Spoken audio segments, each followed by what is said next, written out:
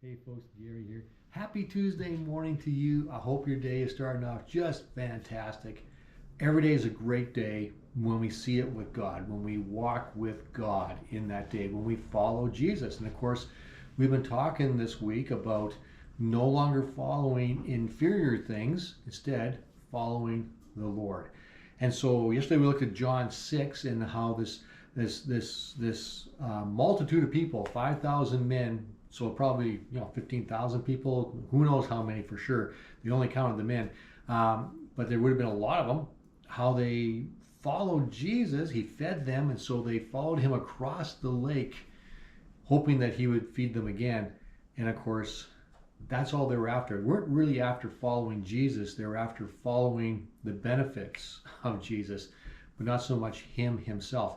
But they did ask a question, and the question they asked was, what must we do? What is the work of God? And Jesus said, the work of God is this. This is your work. This is what you must do. Believe in the one who has been sent. Believe in him.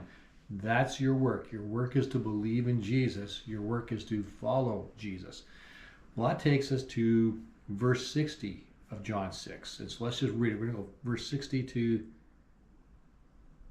71. We'll do that. So it says this. Many of his disciples said, this is very hard to understand. How can anyone accept it? So Jesus has been teaching them about unless you eat of my flesh or drink of my blood, you can't have any part of me. Now, of course, that sounds pretty weird. But we know from communion what Jesus is actually talking about. He's not talking about actually eating his flesh. He's not talking about actually drinking his blood. He's talking about what will take place on the cross. And if you don't follow that, if you don't have a part of that, you don't have a part of him.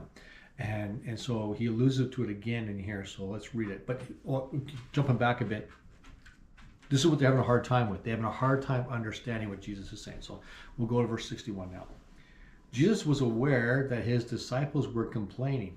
So he said to them, does this offend you? Then what shall you think if you see the Son of Man ascend to heaven again? The Spirit alone gives eternal life. Human effort accomplishes nothing. And the very words I have spoken to you are spirit and life. But some of you do not believe me.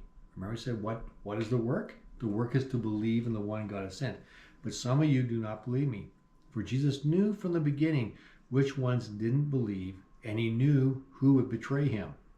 Then he said, this is why I said that people can't come to me unless the Father gives them to me. Verse 66. At this point, many of his disciples turned away and deserted them. They decided, we can't follow you. Many of the disciples turned away and went someplace else. They're no longer following Jesus. Instead, they're following what is inferior. They're following their old patterns, following what the world says. Verse 67. Then Jesus turned to the 12 and asked, are you also going to leave? Verse 68. Simon Peter replied, Lord, to whom would we go? You have the words that give eternal life. We believe and we know that you are the Holy One of God. Then Jesus said, I chose the 12 of you, but one is the devil. He was speaking of Judas, the son of Simon Iscariot, one of the 12 who would later betray them. So what has taken place is there's a lot of disciples. There's a whole bunch of people following Jesus. Then Jesus says something that's really hard to take. It's hard to understand. He says, has what I said, has that offended you? Are you offended by what I say? You'll be even more offended when I'm lifted up, when I'm ascended. And I believe he's alluding to being actually on the cross at this point in time, that's going to really offend you. And what happens? They all leave. This massive crowd of people, they go to follow inferior things. There's only 12 left. The 12 that were chosen by Jesus to begin with. They will still follow Jesus. They're not going to go follow the old ways and say, no, we're going to follow you. We're not going to follow inferior things. We're going to follow you.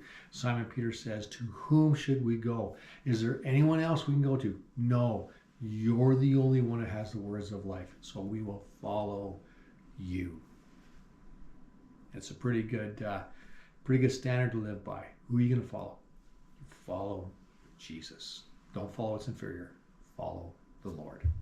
So that's the message for today. Thank you for watching. I hope you're having a really good Tuesday, and we'll catch you tomorrow.